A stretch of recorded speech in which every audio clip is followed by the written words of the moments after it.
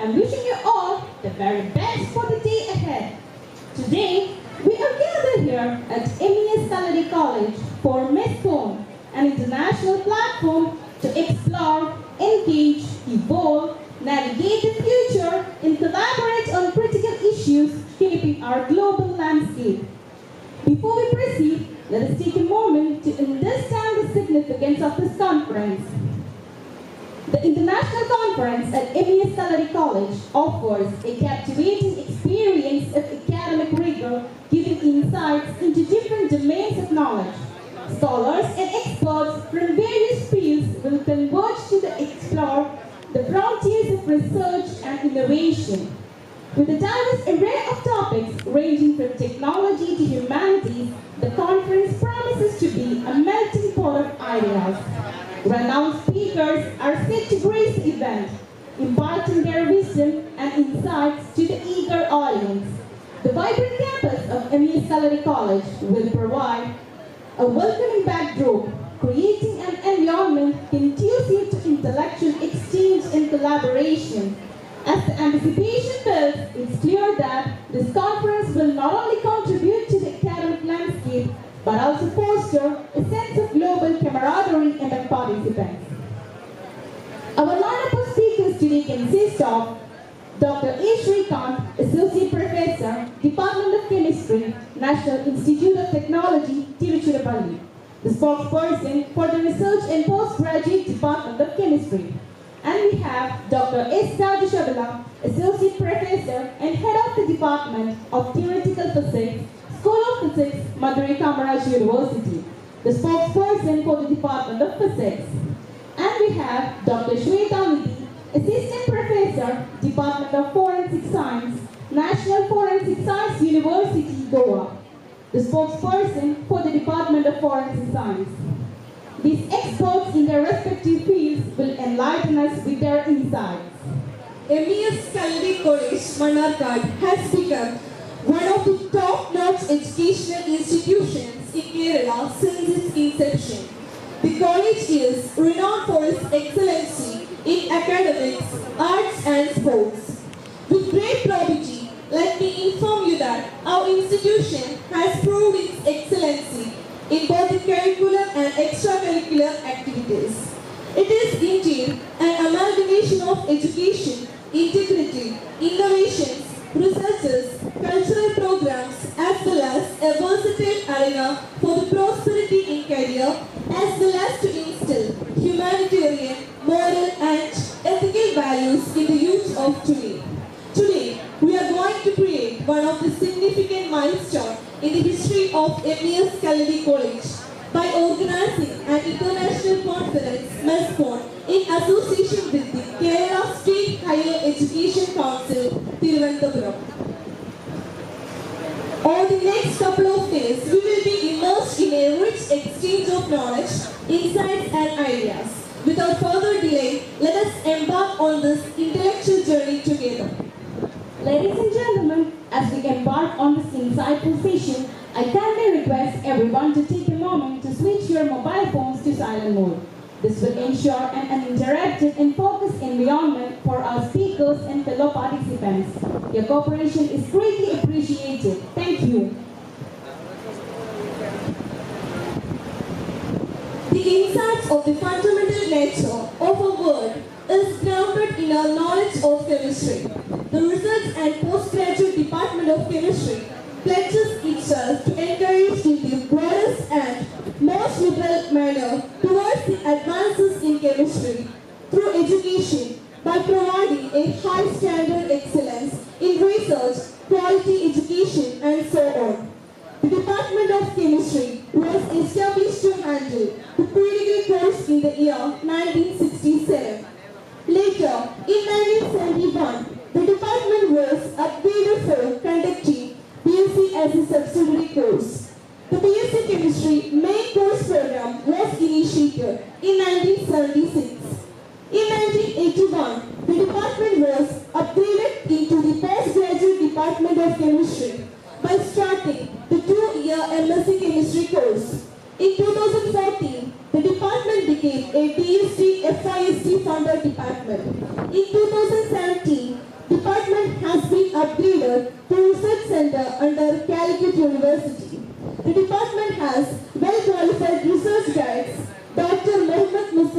valedictorian, Dr. Srinivasan KP and Dr. Julia AP. Currently, there are 6 research scholars under the supervision of the research guides. Today, in this enlightening session, we have our distinguished speaker, Dr. E. Srikanth, who is an associate professor in the Department of Chemistry at the Center of Excellence in Corrosion and Surface Engineering, National Institute of Technology, Trichy. Dr. Srikanth will be sharing his expertise on the interviewing topic, chemosensing and biological application of pyrene-based heterocyclic thiosemicarboxons.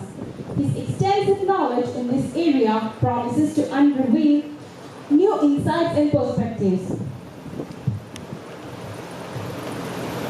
It is with great honor and immense pleasure that we invite a distinguished personality, a true pillar of our academic community, Sabo Aitsar, retired professor of chemistry, a proud alumnus of MES Kalladi College, having completed his pre-degree here in the illustrious year of 1974. Sabo Aitsar has graced our institution with his knowledge and leadership. Notably, he served as the head of the Department of Chemistry from 2010 to 2013, leaving an indelible mark on the academic landscape. Beyond his roles within the department, Sabo Aitsar also took on significant responsibilities as the former secretary of MES Kalladi College Alumni Association. His dedication further extended to serving as the IQAC and NAAC coordinator, demonstrating his commitment to the continuous enhancement of educational quality.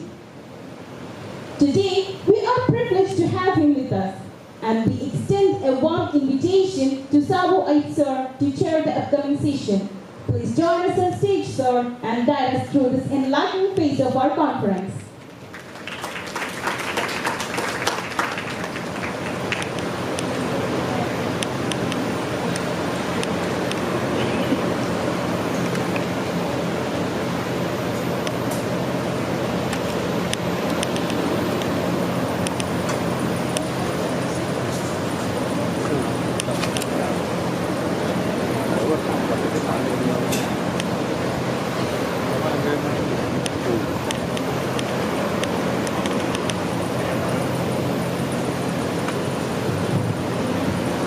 Good morning. Good morning to all. First of all, I express my thanks and happiness to the young lady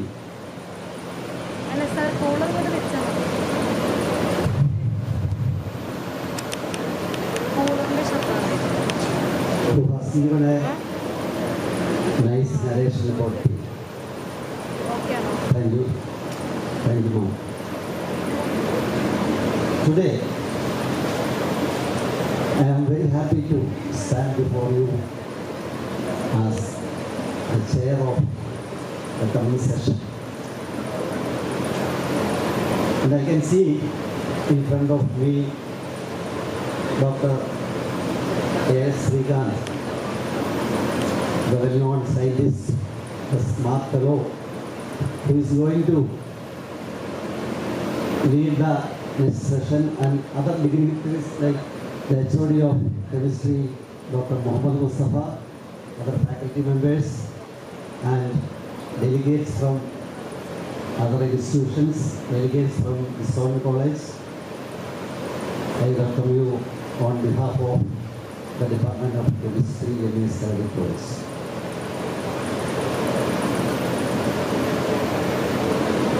Being the former HOD of Chemistry, I feel honored and delighted to introduce the resource section of today's technical session, that is the first one. Dr. A. Srikanth, born in the year 1978. I was thinking about that year. At 1978, I was a postgraduate student in disciplinary studies. And he is much younger to me. 22 years younger to me and smart enough to have all the degrees in him. Or I can say, I am 22 years more experienced than Dr. A.S. Srikanth. Here starts the narration of his curriculum vitae as well as biodata.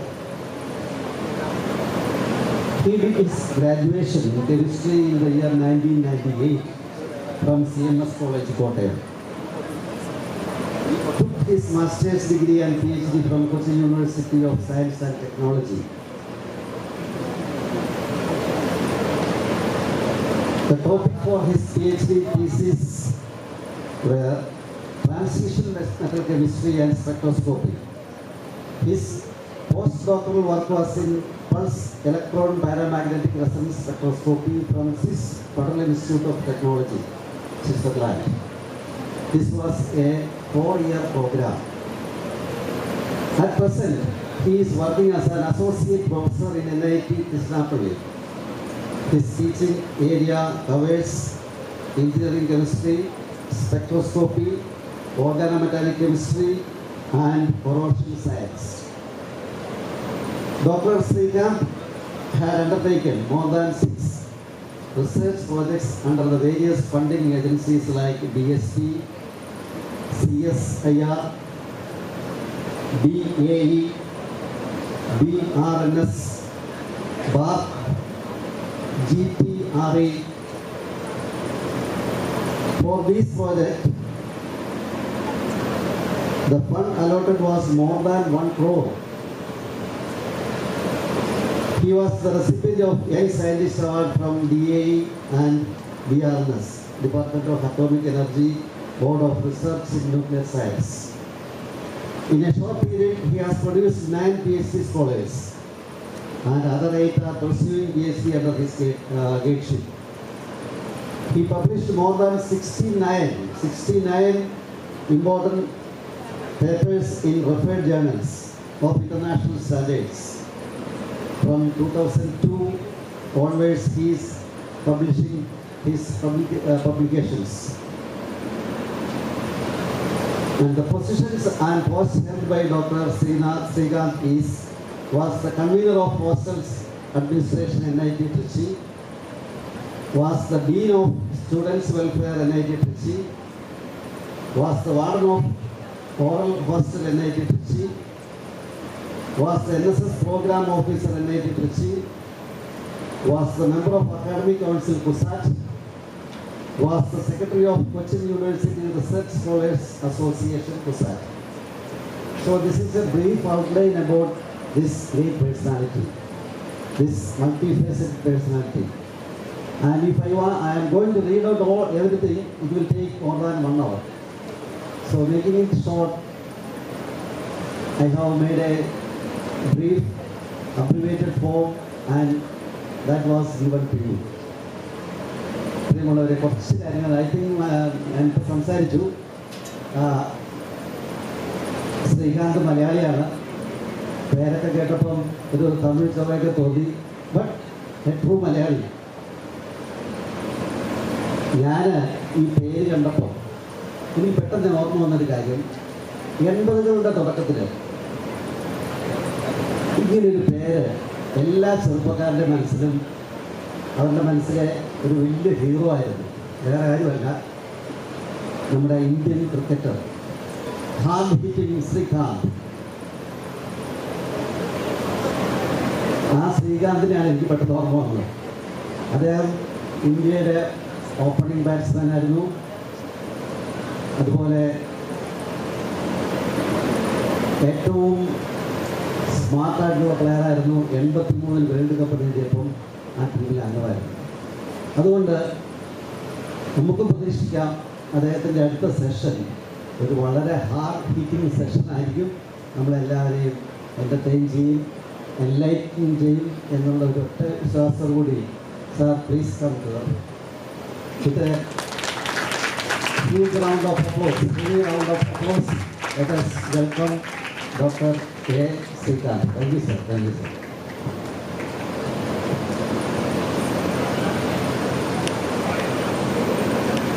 Thank you, sir, for a very nice introduction.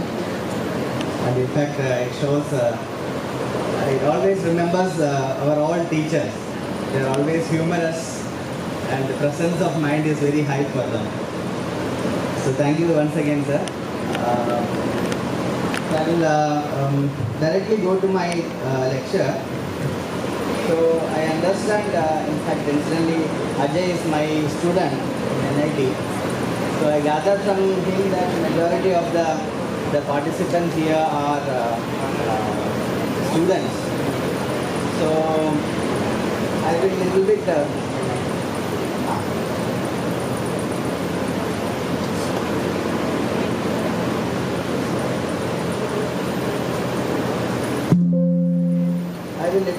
focus more on every slide. Whenever it comes to an education part, I will focus a little bit more on the theoretical part of it because it will be beneficial for you. Oh, okay.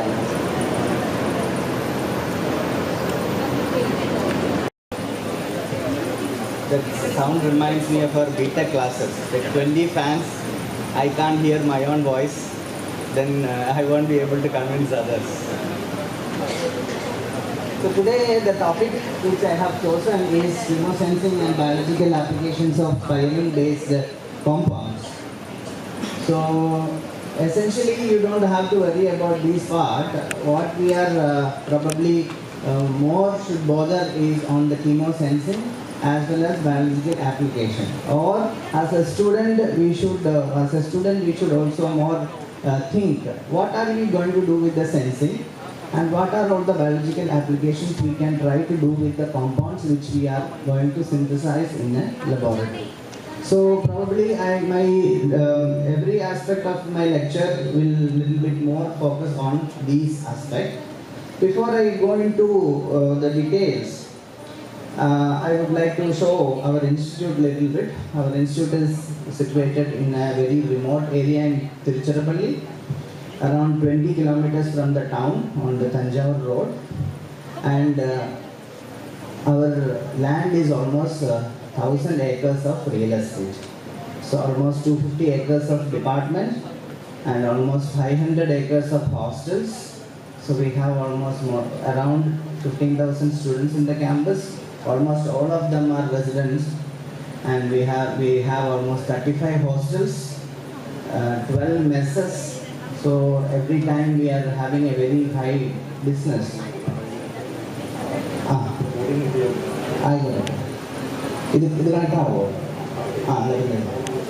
So we have a very huge campus. So this is our department. This is our chemistry department, which itself looks like a college. It's a very huge area. We have all the other facilities, and we have been developing it ever since. The last 15 years of development is also very high as far as the campus is concerned. And of course, we are having a huge Malayali community in our campus. So we don't at all, every day we don't feel like we are in Tamil Nadu or in another place. So I have not forgotten Malayalam at all. In fact, I can speak very well Malayalam, no Tamil influence in that. So directly going into the topic. So what I was trying to focus today is on chemosensing and biological application.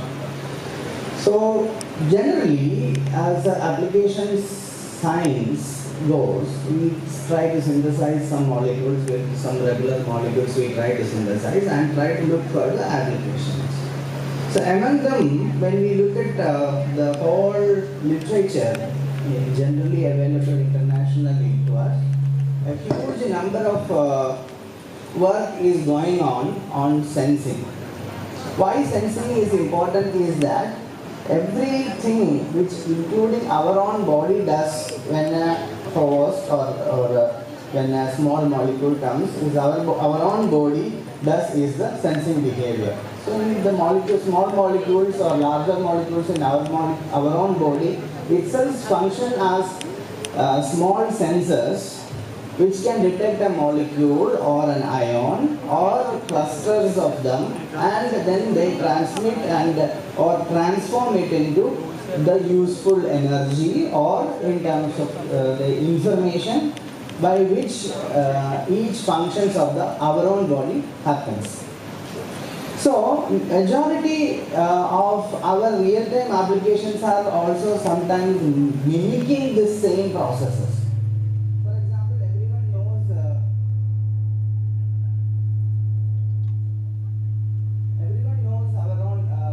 our own family. Many people are using diabetic sensor, which reads sugar. So blood sugar sensor is essentially an electrochemical sensor where what happens is the redox properties of that electrochemical sensor is being used.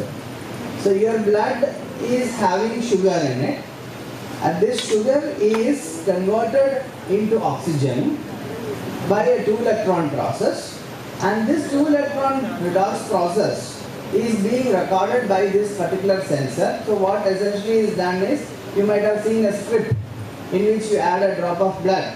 When you add a drop of blood in this strip, the enzyme in the strip consumes the sugar, converts it into the oxygen. The moment you are inserting it into that reading unit, which is an electronic device, what is happening is this generated electron, which obeys your Nernst equation, is directly proportional to the quantity of sugar present in the system.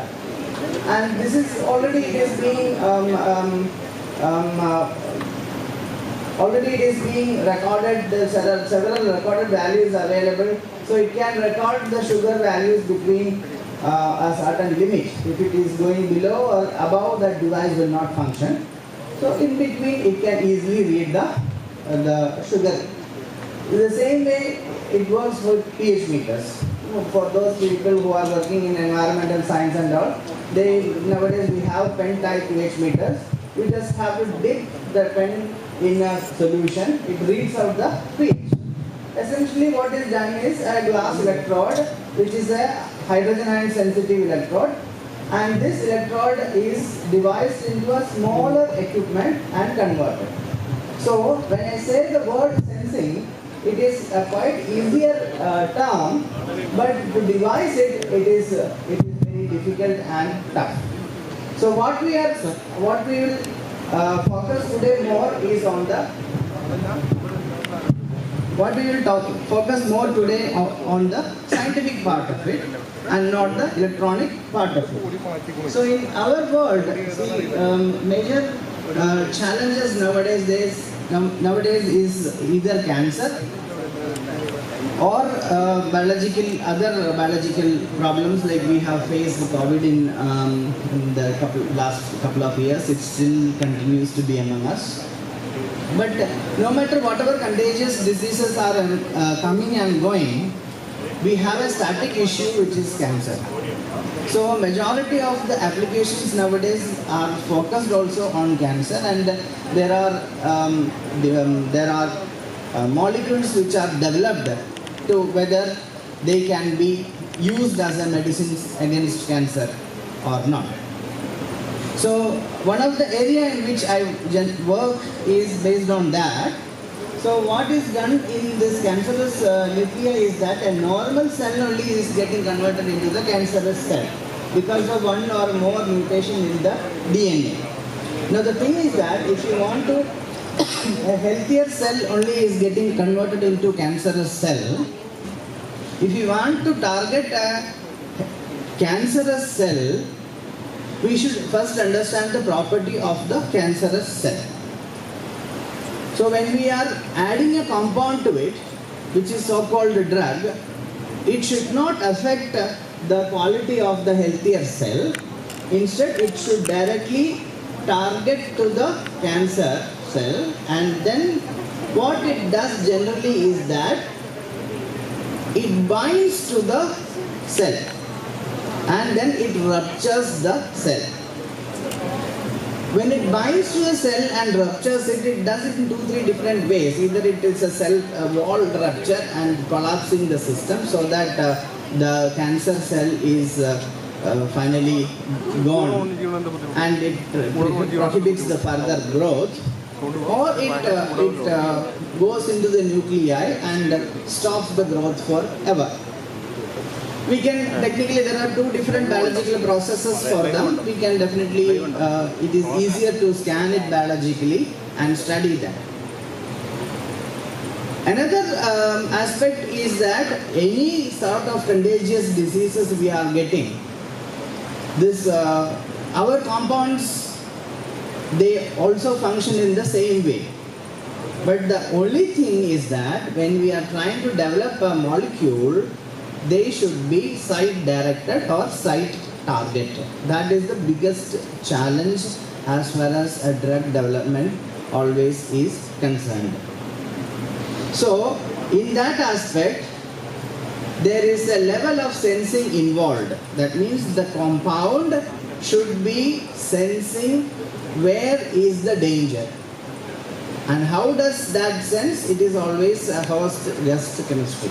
That means this host will, our molecule will act as a guest. The host will be our own body or the organism.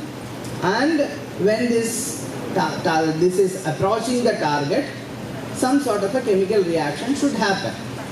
These chemical reactions are all fundamental chemical reactions which we study in our BSc level itself.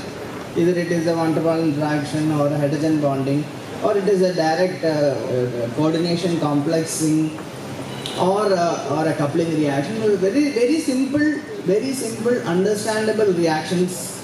These all of them are. However, after this is being sensed, or after the target identifies between a healthier cell and an affected cell, then the affected cell has to function. So the target molecule will sit on the affected cell and react. The target molecule, if sits on the healthier cell, it should not react. So in that way, we should have a very fine understanding chemically about these cells. So it is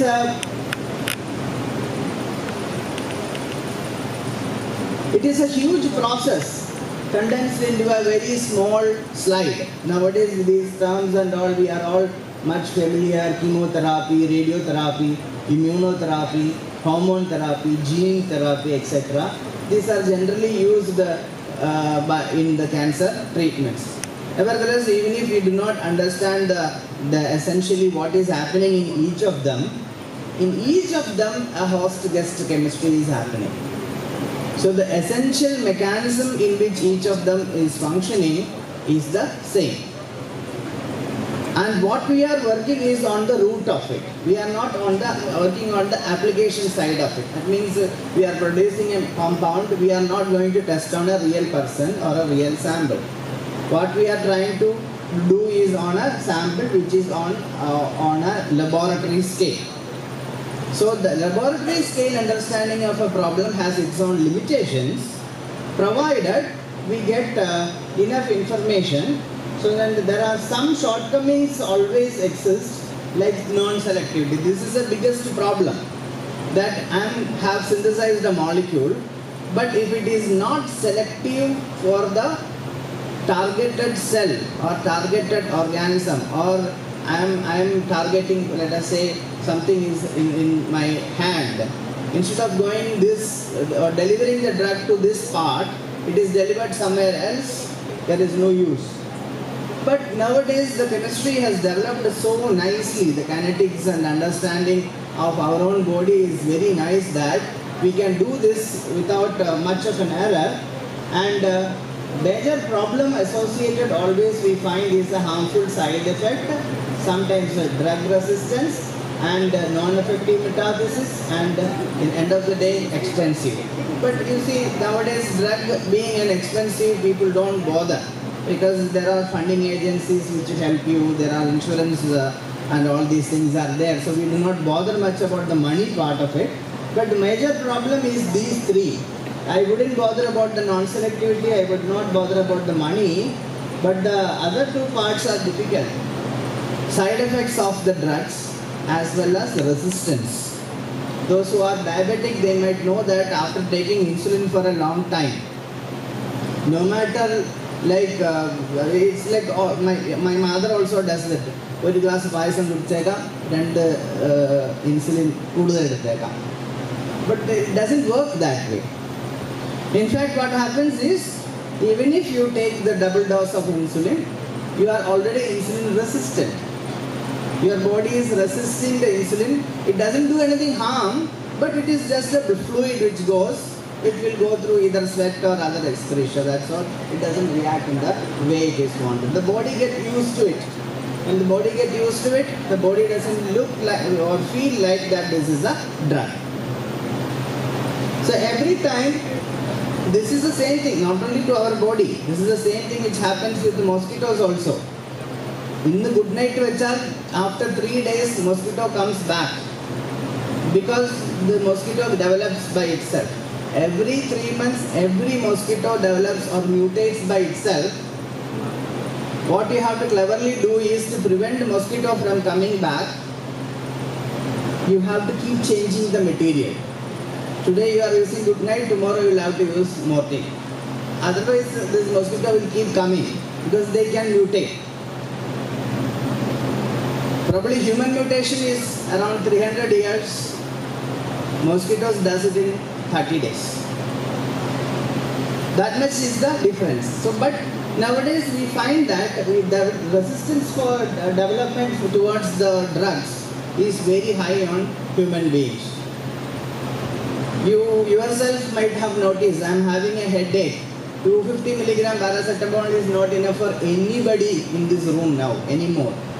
We have to at least eat 1 gram of it to get over with the headache. The same thing is the resistance towards the drug. So, coming to the targeted molecules which we generally are working, they are called as thiosemic carbosones. This is a urea derivative. This is a very simple molecule.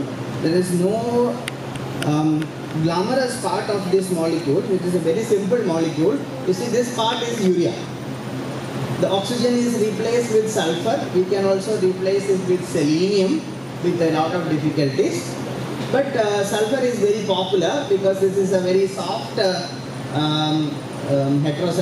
heteroatom, and we are surrounded with nitrogens. It provides a very diverse functional electronic scenario for any target molecules. These are excellent ligands for organometallic and inorganic complexes.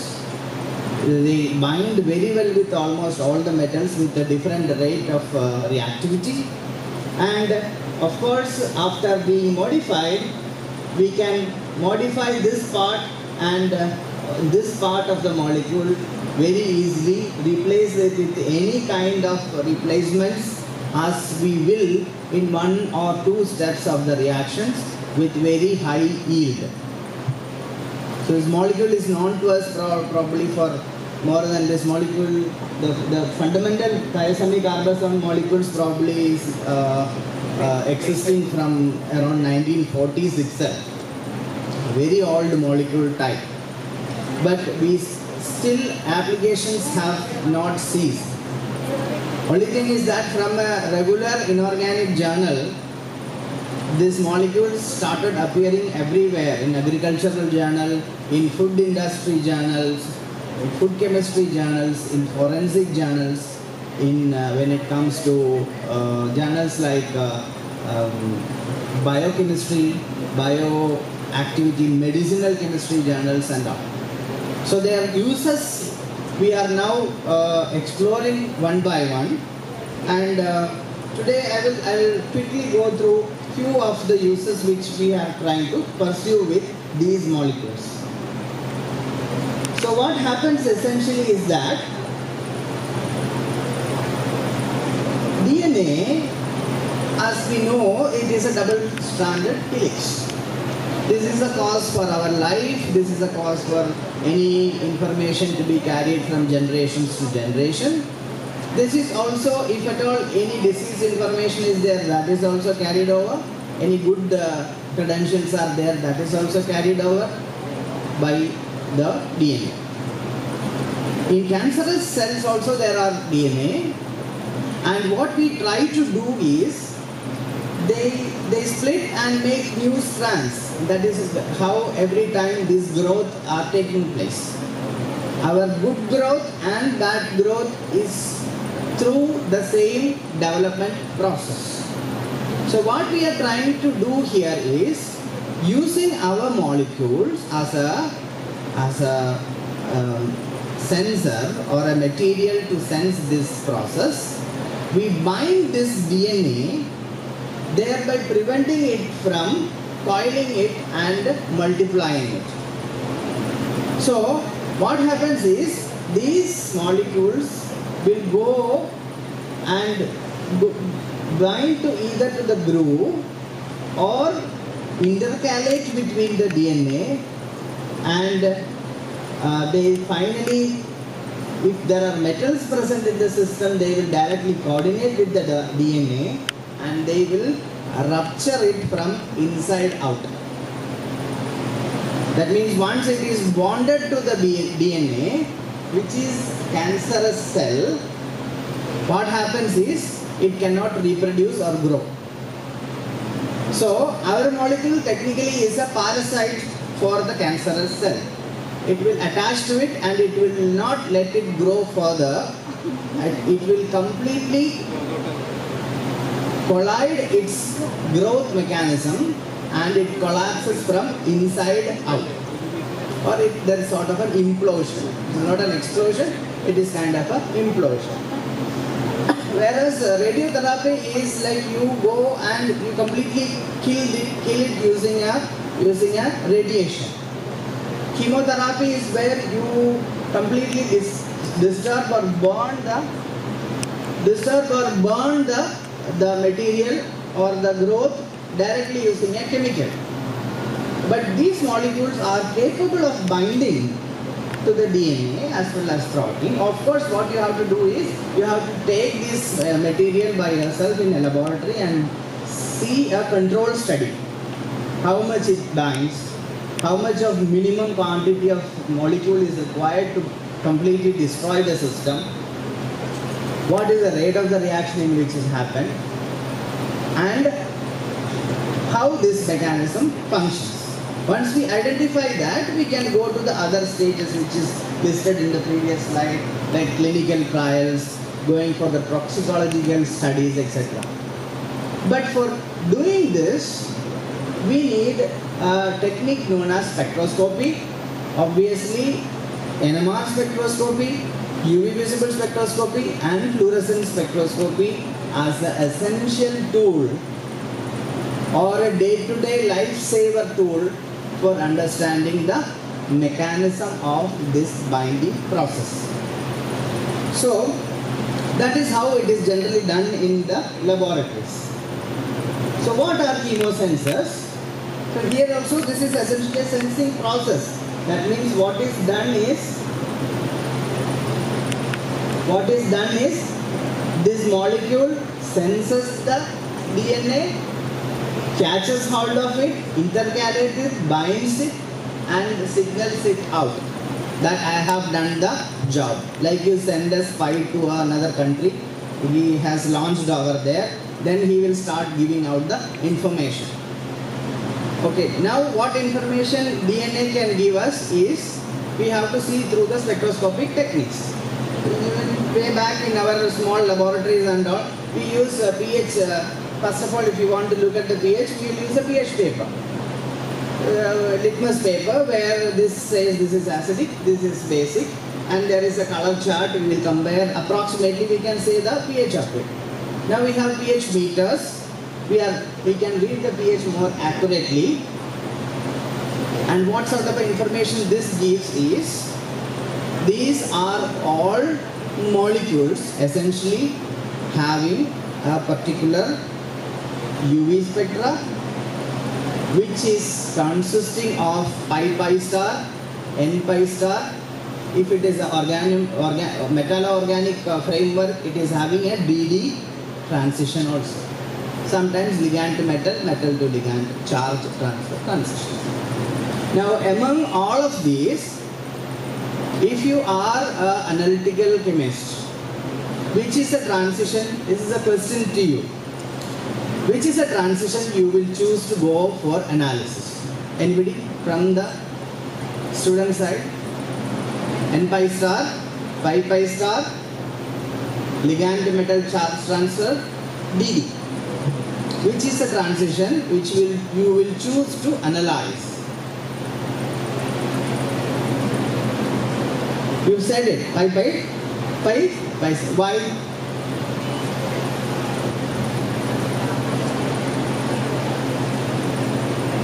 I can't hear obviously, but I can read the lip movement. The reason for pi star is, among all these transitions, this is the transition which obeys the famous Beer-Lambert. Thereby you can do a titration, or you can plot it against absorption or epsilon versus concentration, and then find out how much of the molecule I have to use to have a essential information out. That is if you understand this essential basic thing, log I0 by I is equal to this, you should all tell. Even in the sleep, what is there, man, you have to answer that. Epsilon C L. Where you have, so many things are fixed for you already. All you just is log I0 by I, your machine reads for you. Concentration is what you fix it. Only thing you have to find out is the unknown. Unknown is the quantity of the drug I have to use to cure the disease. That's all.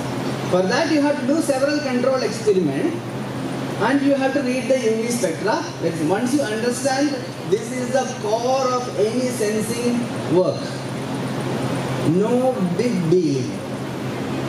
The counterpart of it is the fluorescence spectroscopy. We will come to that later.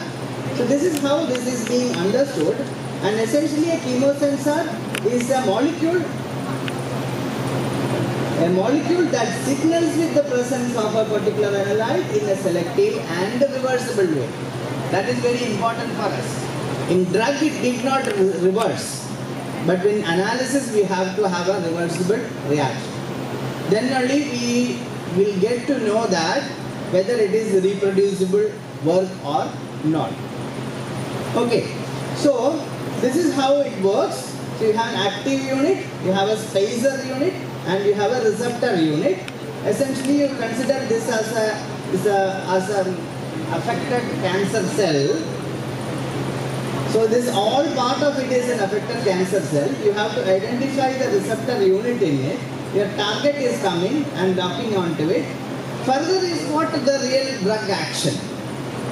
But what we are doing here is whether the drug action is taking place or not. There are two questions to ask. You feed a drug to the system, it acts. As a chemist, that is not our botheration. As a chemist, our botheration is how it acts. And then, how can we control the concentrations and what is the relative output on it, or how can we improvise on the activities. That is what we are more interested in.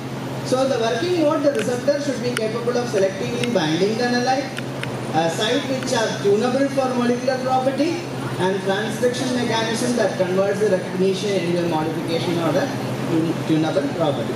Transduction or transducer is the official terminology used for detectors.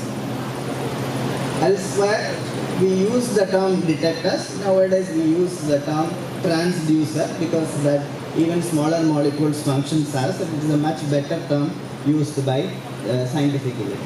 So the chemosensors have a lot of classifications. There are optical sensors, there are biochemical sensors, mass sensors are there, electrochemical sensors are there, colorimetric sensors are there. So many different type of sensors are there. As chemists, we always like to have fluorescence as an easier target. So we learn many things from nature only.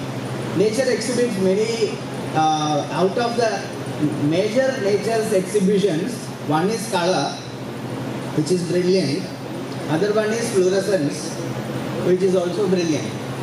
So eyes are also tuned. Among all the other or other living beings, our eyes have lesser sensitivity when it compares to some other animals. So we depend on our eye recognition, and whenever we want to have a device understood or whenever we want to have a device developed, we always look for a recognition in terms of color or in terms of fluorescence. We might have all observed fluorescence, starting from when you are a child, your watch radium, or we have fluorescing t-shirts, or having painted your bedrooms with the moon, sun and all. You switch off the light, your whole bedroom lights up. This is how the fluorescence attracts our mind. It always, the same information is converted usefully here. There it is for entertainment, this is science. So always we have these things goes hand in hand. Whenever you see something which is entertainable, you should think like how can it is useful in my science. Essentially it is chemistry or physics. How can it is useful here? When I find something useful here, you should also think that how can I convert it into an entertainment. Then only you can always smile. Otherwise your face and all is known to us, like for around 1792 is fluorescence observed. Later in 1898 by Jablonski, he established the Jablonski diagram for the visible spectroscopy's basic theory, in which the theory of transmission, absorption and emission has been focused. So what happens essentially is that as a fundamental basic theory for an allowed symmetrically or otherwise allowed or semi-allowed transitions, what happens is when from a lower energy, electronic energy level, a molecule gets promoted to an upper level. Of course, these intermediate levels are all vibrational energy levels. So when we study spectroscopy, after the Born-Oppenheimer approximation, we know that there are essentially three set of energy levels in terms of electronic side. So essentially spectroscopy is what? Interaction of electromagnetic radiation with matter. Now how electromagnetic radiation interacts with matter? Electromagnetic radiation can interact to matter in two different ways. One is electronically, that means the polarity which is developed or statically present in a molecule, the electrical polarization generated by the processes known as rotation, vibration and electronic transition. This is interacting with the electrical part of the lights. We have whole set of spectroscopy known as microwave spectroscopy, IR spectroscopy, UV visible spectroscopy, fluorescence spectroscopy, Raman spectroscopy. Now when it comes to the nuclear and electron spins, there is magnetism in the system. Then this magnetism, which is inherent to the molecule, is interacting with the magnetic counterpart of the light. This is magnetic spectroscopy. But there is a catch. All the nuclear spins and electron spins, your so-called plus and half spins, easy to say, they are degenerate. Under normal conditions, they are all degenerate, so there is no difference.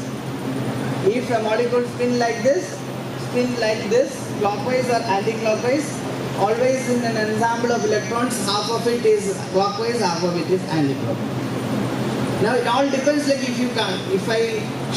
all resonance process or absorption process works well, if I am by means of some light is falling on this side of the hall, I am successful in letting half of the people to the other side because the light is too harsh. Okay. Then what I see is an imbalance in the system. This is what is the absorption of light essentially. So electronically speaking, it all means that here all the energy levels are empty, there it is full, like here. When this transition takes place, the molecule will go from a lower energy level to the higher energy level. Now what happens when there is no difference between lower energy and higher energy? This is what happens in the magnetic spin. So incidentally, what happened in the last part of the previous century, not this 19th century, 18th century,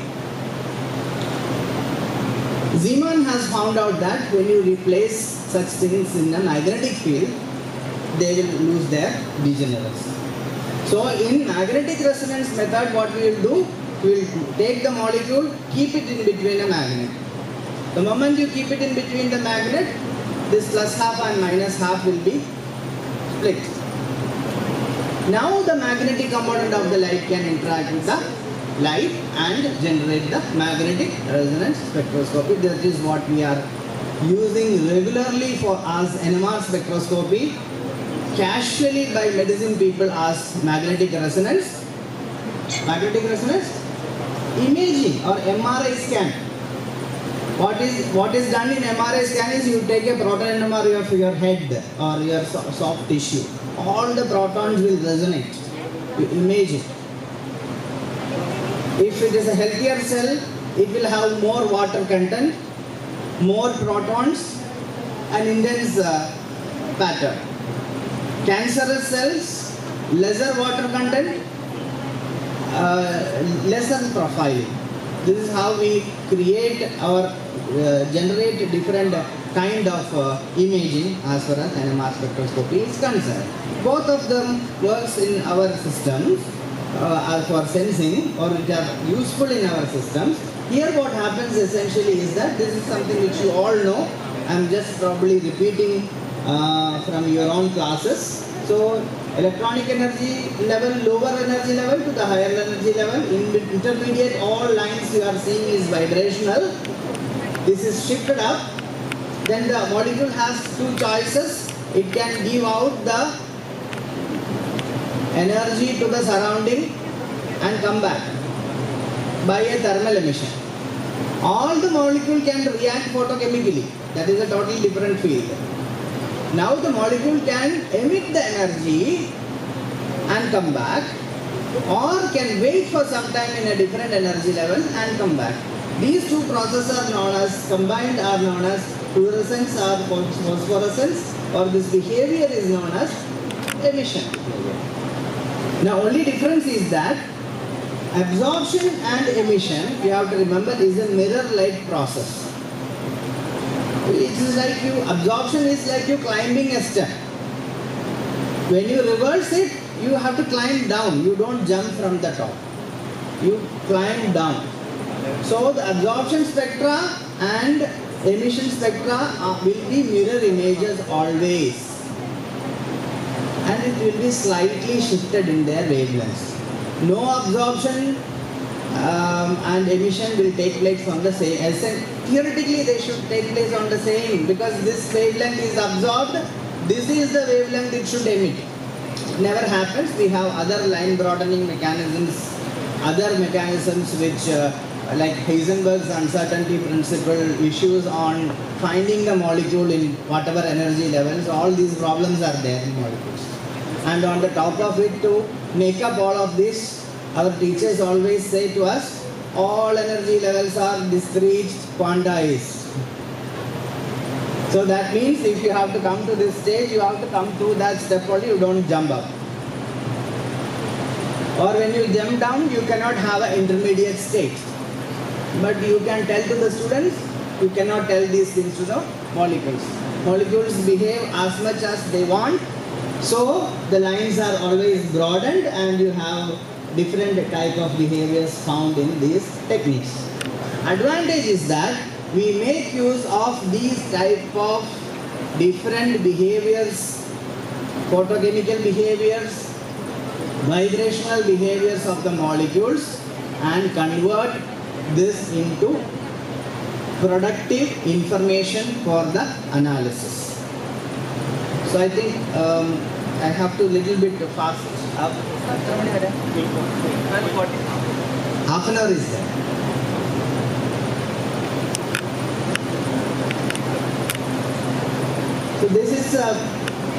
So this is the fundamental aspect of spectroscopy which we all implement it in terms of our day-to-day analysis as far as either biological studies are concerned or sensing studies are concerned. Now I will show few examples from our own research group which are functioning. So when you see the real analysis, you will have some idea. So wherever some theoretical understanding is required as far as spectroscopy is concerned, I will try to elaborate a little bit more on that. So one of the aspects I will discuss today is in silico and in vitro biological evaluation studies of novel pyrene-based thiazamic carbosones and their cyclase thiodiazole forms. So what essentially we have done is, we have kept the thiazamic carbazone core. Now as such that this thiazamic carbazone core doesn't have much of an electronic property.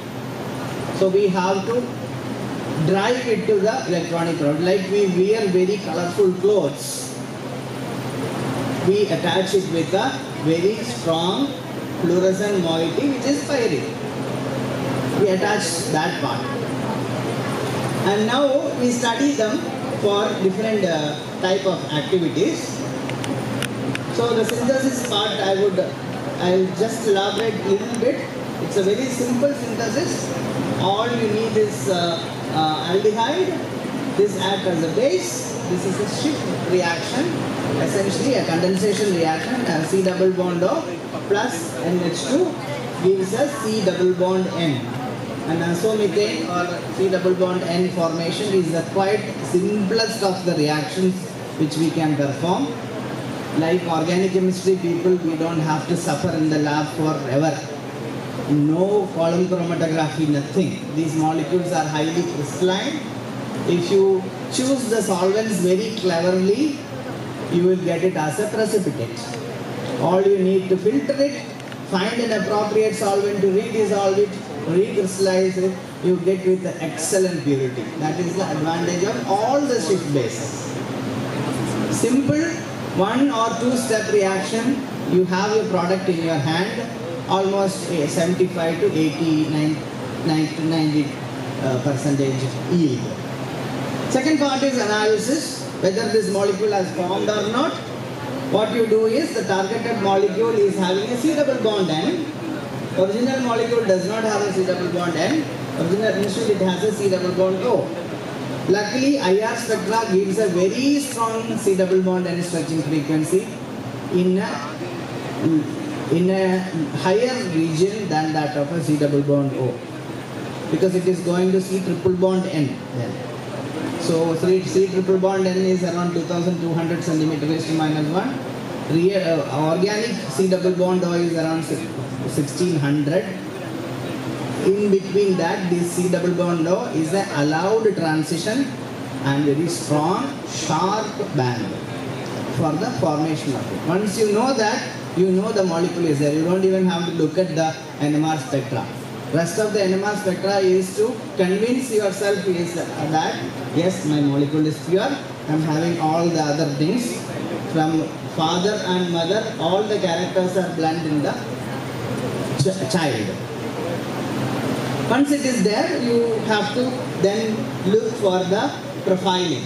So you have to essentially, after characterizing these molecules, you look for their application part.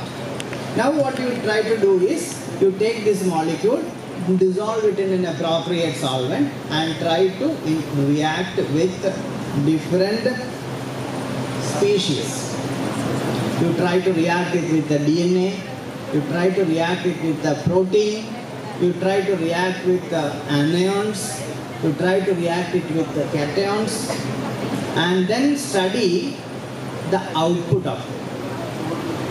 React with, you don't have to like heat, or you don't believe in all these things.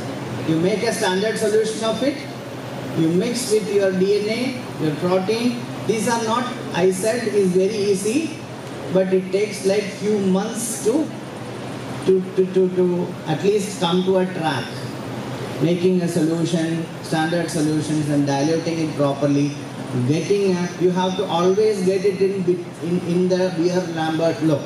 Those who remember Beer-Lambert law, too low concentration, Beer-Lambert law deviates. Too high concentration, deviates. So you have to get it in between so that the analysis values are correct. Then you have to extrapolate it for the lower concentrations.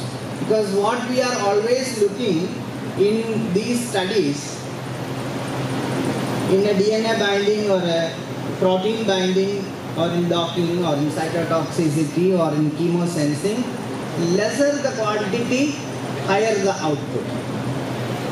We should use as smaller quantity of the material to get a much higher output as a result. So this is our focus. On that, these studies are quite essential, and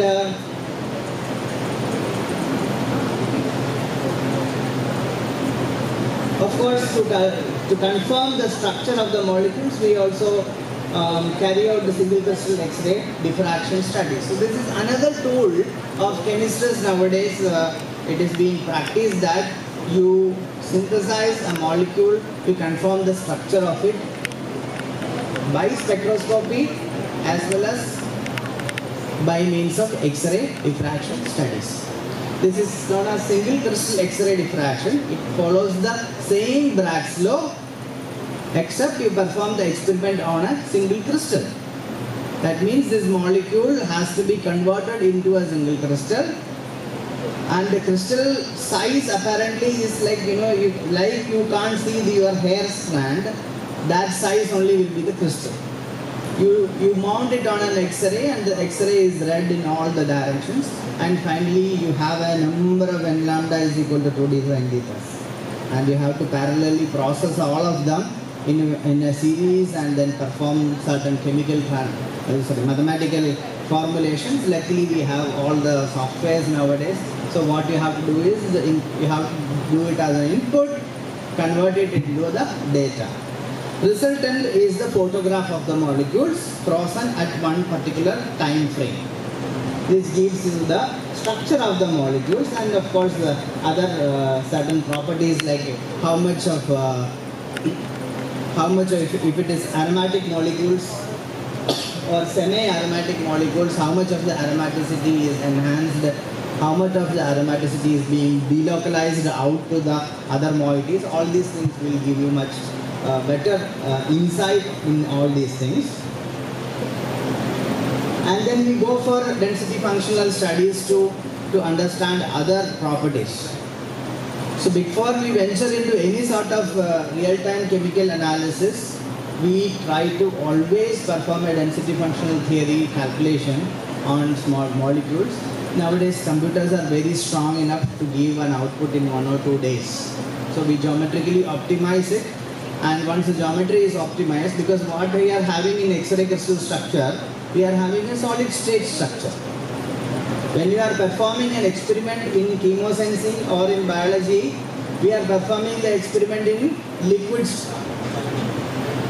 The molecule need not rotate or bind the same way it is in the solid state when it is present in the liquid state. All our real state activity are in a fast motion regime. Solid is a slow motion regime. So all our real-time activities are fast motion regime.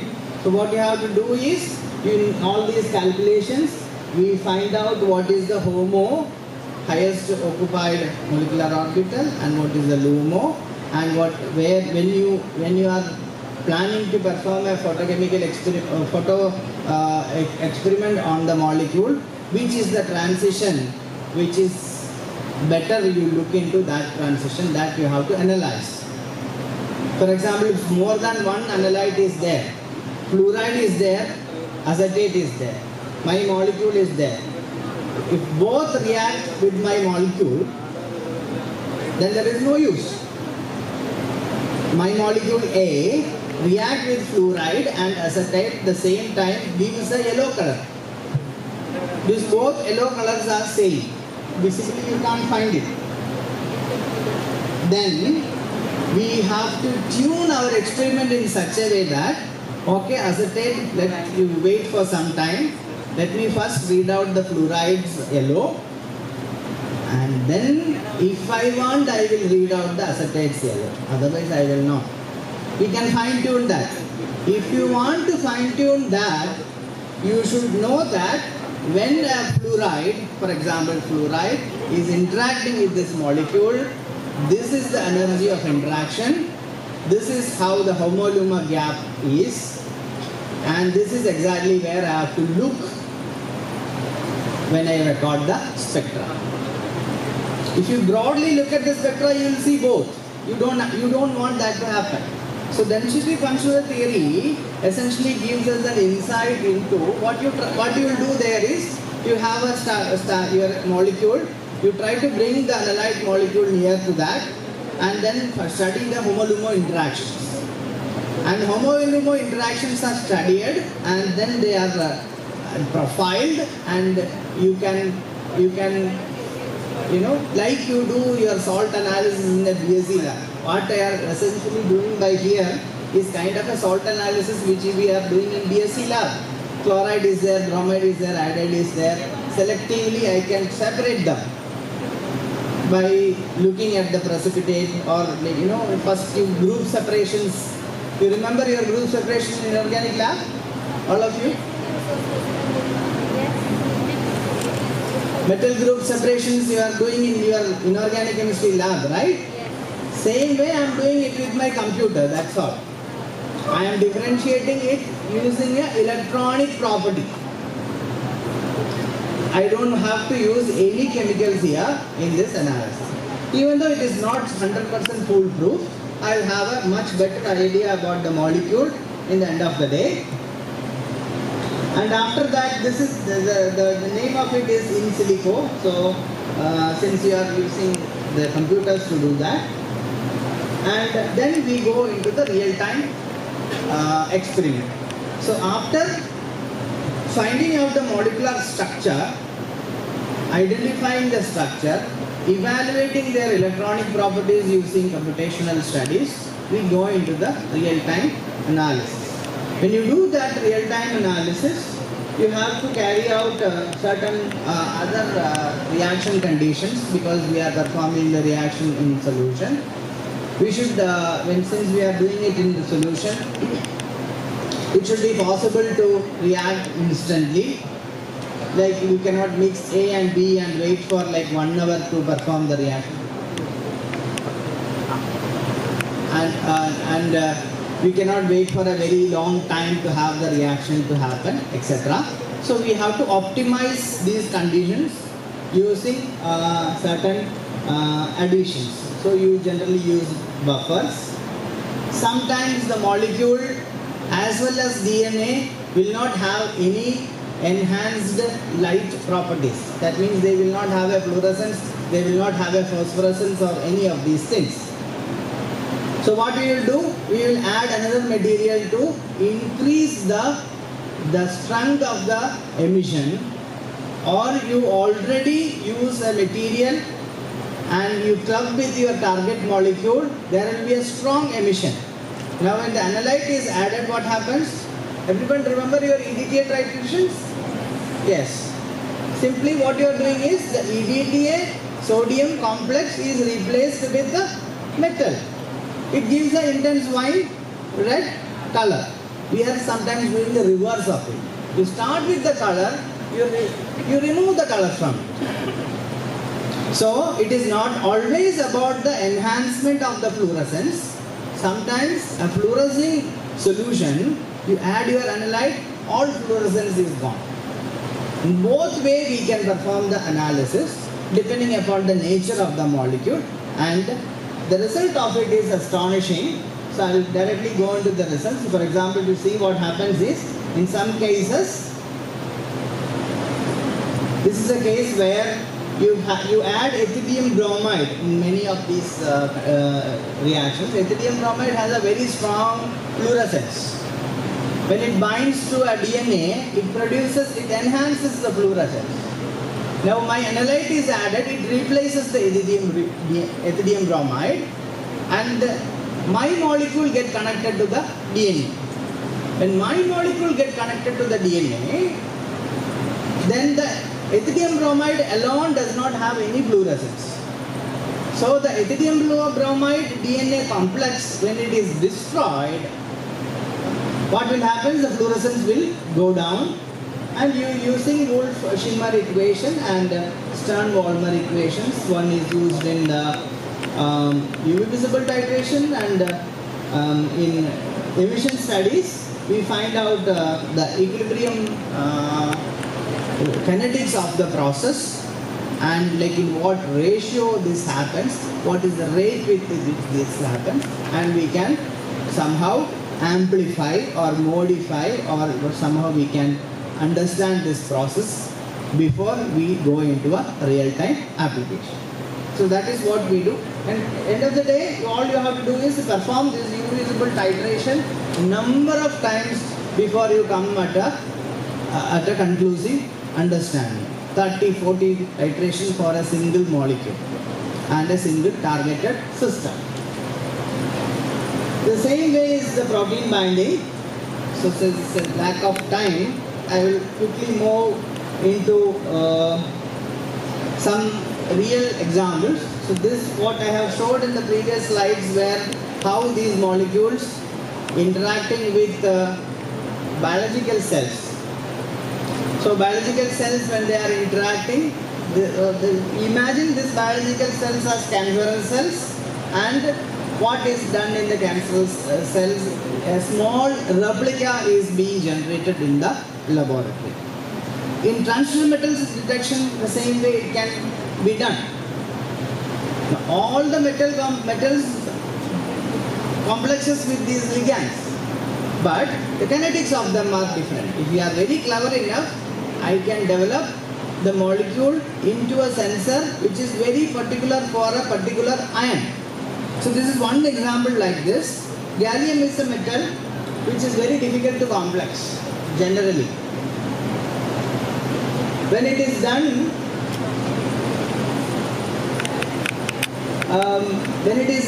it gives an intense fluorescence.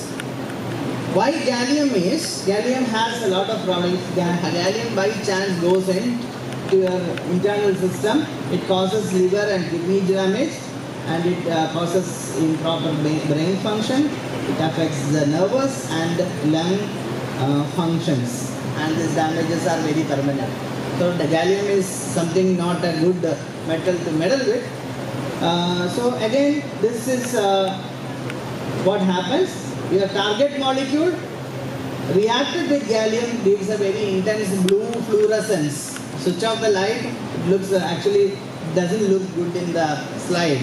In reality, it looks so nice. You switch off the light, it gives a very beautiful blue colored fluorescence in the entire room, and that too in very low concentrations. In terms like with these molecules, we can go to ppb, parts per billion levels of detections as far as gallium is concerned. So I will wind up my lecture with one more thing we have done.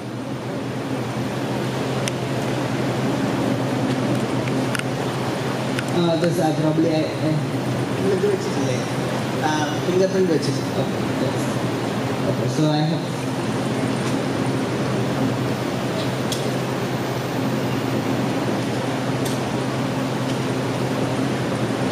is live cell imaging. What is done in live cell imaging is you test the toxicity or cytotoxicity in real time cells.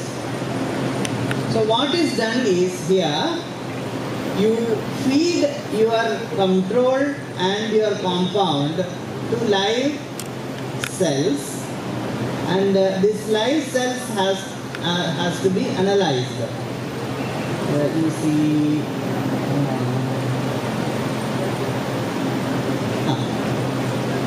so what happens without the compound? in the absence of fluorescent light. This is under the fluorescent light. So what happens is, if the compound is capable of permeating the cell membrane and go inside, the compound's fluorescence will be exhibited by the cell. So whether my cell affect or whether my compound affect the healthier cell or not can be understood by means of live cell imaging. It is a live fluorescence microscopy. So your microscope is made with the fluorescence spectroscopic equipments, and this is done using a real-time application. So what is done is, your cell is, you always have a control. Your control will be a known drug or a known reagent which is known to react with your molecule, and the resultant is the image, where if the molecule can permeate the cell membrane, it goes into the cell internal system and binds there, then it gives out a fluorescence. This happens in both sides.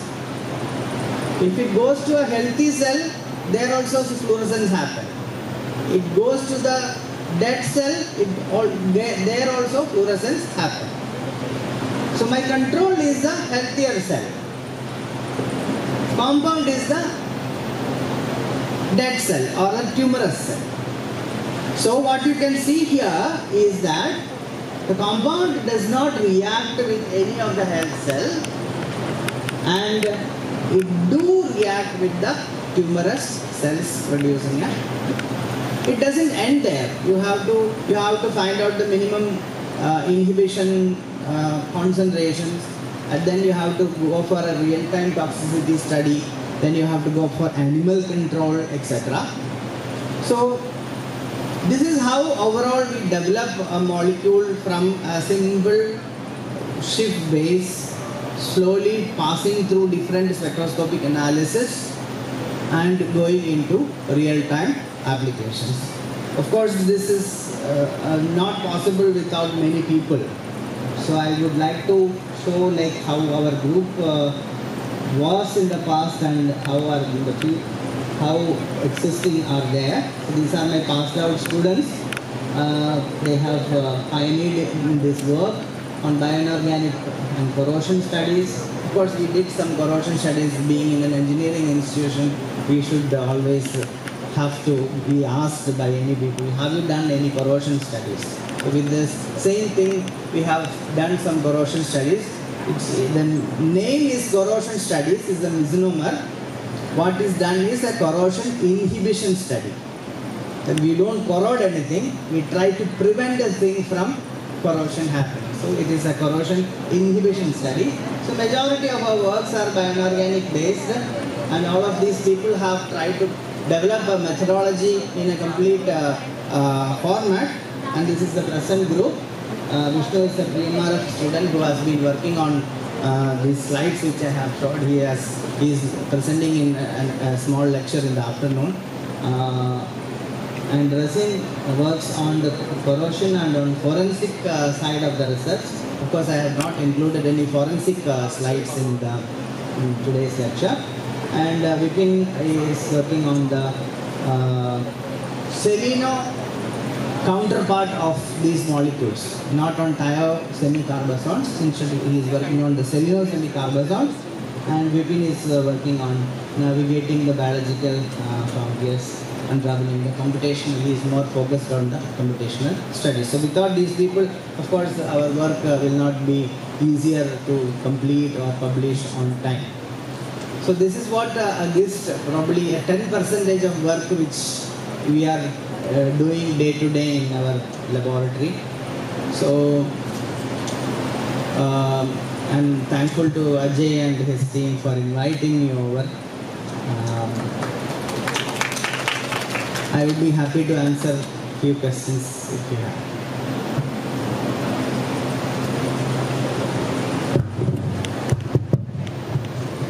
Thank you, sir, for your wonderful talk. I have a little bit doubt about certain things. One is actually in the last day you discussed about the gallium-based sensor. Why only gallium showing such a kind of sensitive behavior? There are other metals also showing different fluorescence, but I found the gallium But the gallium is showing a very high very intense. But it is not normal also. It is not showing on many compounds. What about the third group elements like aluminum? Others don't show at all. They don't at least respond to these molecules. So,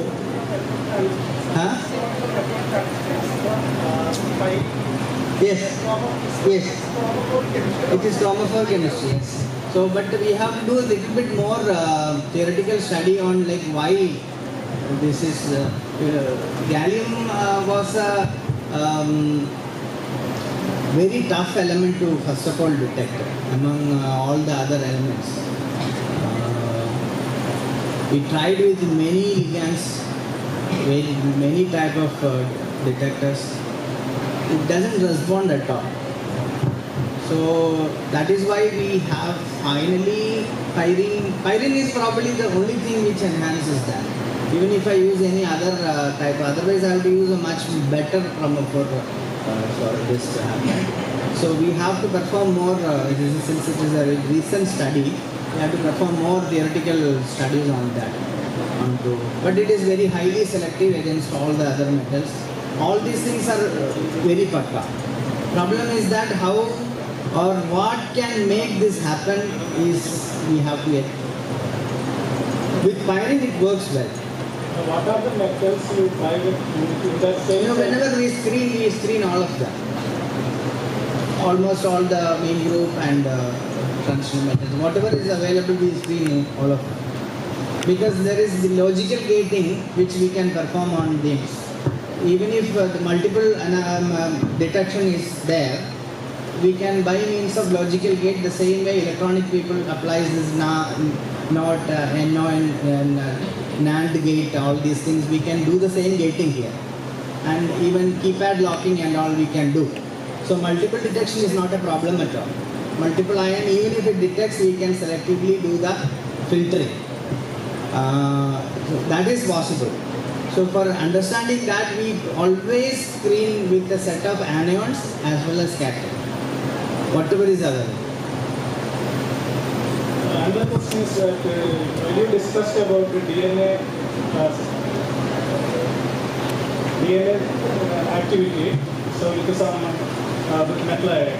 So probably you mentioned that for the cancerous tissue, after binding, it's actually we are terminating the tissue for further growing. So after this process, are you removing the metal ion from that system or permanently you are keeping it? It is possible. Actually, one plot we have, that is why we do most of this metal ion sensing. Using EDTA we can remove. We do it with a cycle of addition of metal ion, addition of EDTA, addition of metal ion, addition of EDTA. We get a cyclic. But what happens, instead of a straight graph like that, it gives a damping graph. So repeatability has a limit. Except for that, we can remove. Okay. Yes. After this removal, is there any chance for that? Because your DNA is already diagnostic characteristics or something like that. NH, 3NH astic characteristics, something like that. I'm quite confused because there is only 2 NS, probably that is a mistake. 2 NS.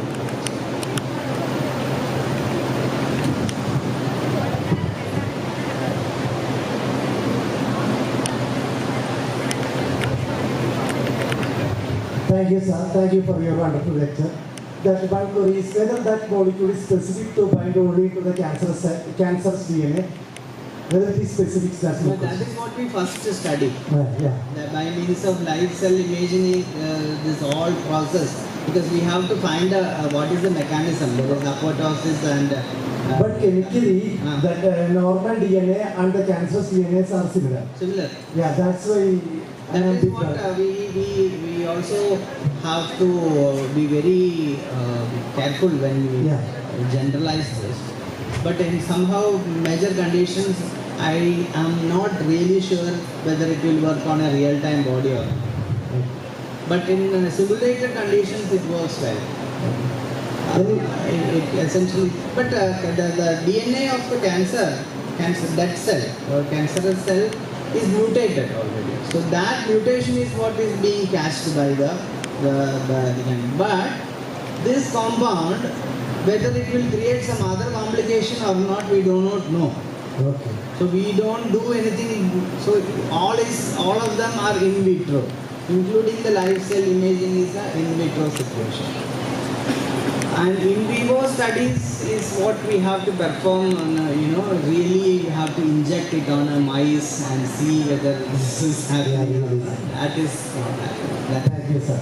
And one general comment, that is whatever you are told is perfectly correct, but for the N2 pi star transition also we can use Yes, we do. But the thing is, N2 pi star at higher concentration it will deviate. It will deviate. That extinction matters. Extinction is the extinction of N2 pi star transition is very less. Also for D2 DB transition. That's why we are not using. And for majority of our analysis, it is the N pi star transition only we are focusing. Okay. Because what happens, these are all heterocyclic or heteroatom included ligands. Okay. It is not pure carbon. So HOMO is always N pi star. So it is easier to look on the N pi star. And only thing is that you should know the Beer-Lambert law property whether you are working on this concentration. Thank you, sir.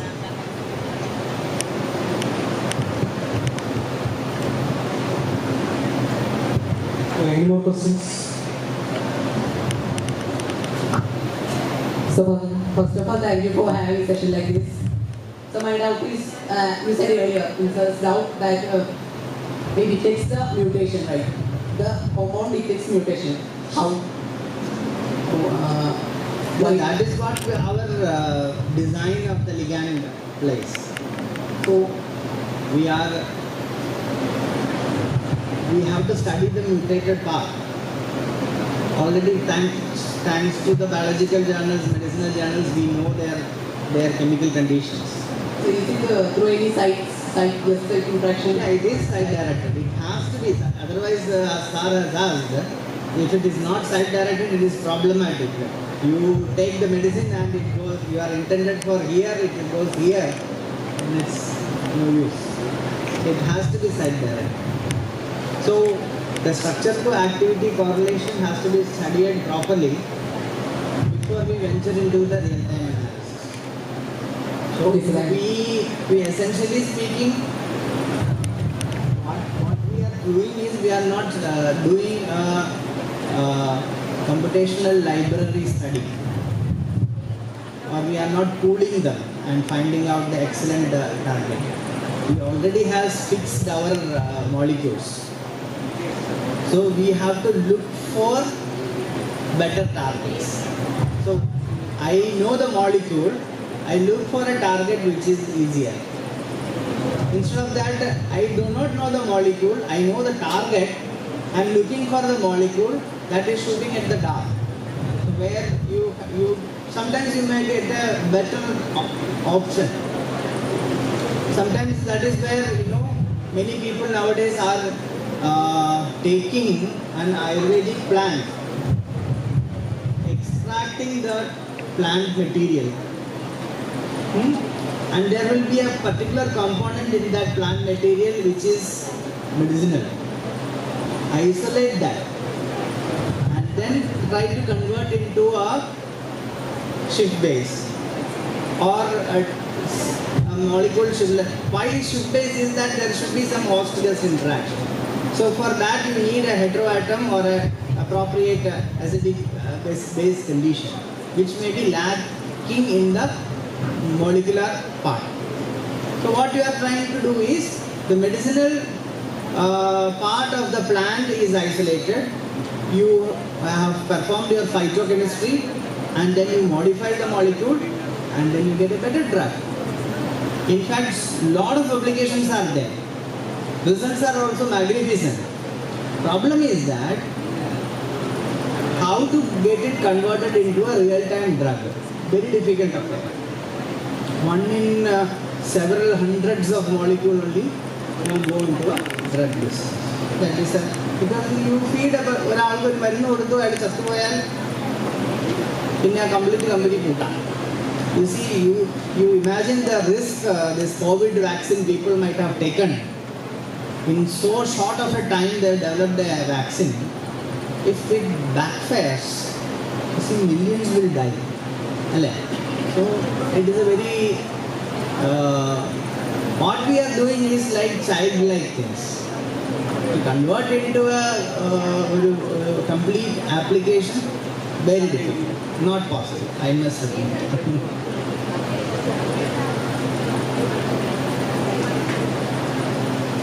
പിള്ളേർക്കെല്ലാം വിശന്നു പാതി പിള്ളേർ പോയി.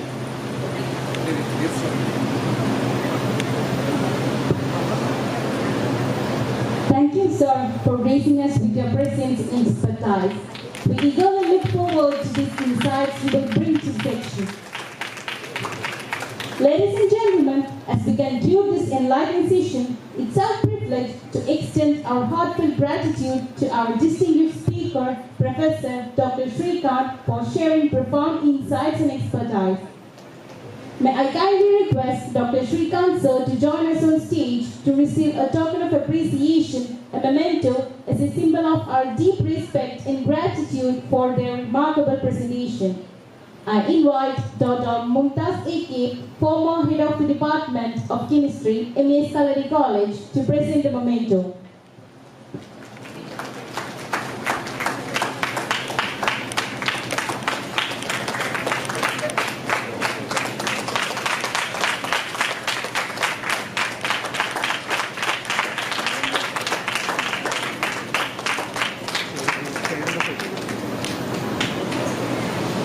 Shrikant sir, for sharing your expertise and making this conference even more enriching.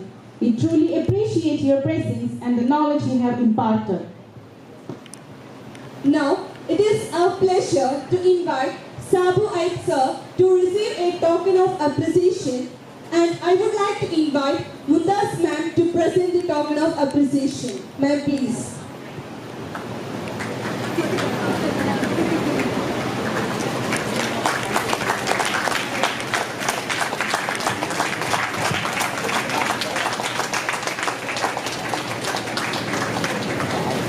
Thank you, ma'am, and thank you, Sabu Aik sir, for gracing us with your presence and expertise. And thank you for fabulously chairing our first technical session. I would like to invite a respected member of our faculty to express our gratitude and appreciation for the insightful session we just had. I request Dr. Srinivasan KP, Assistant Professor, Department of Chemistry, to come forward and deliver the vote of thanks.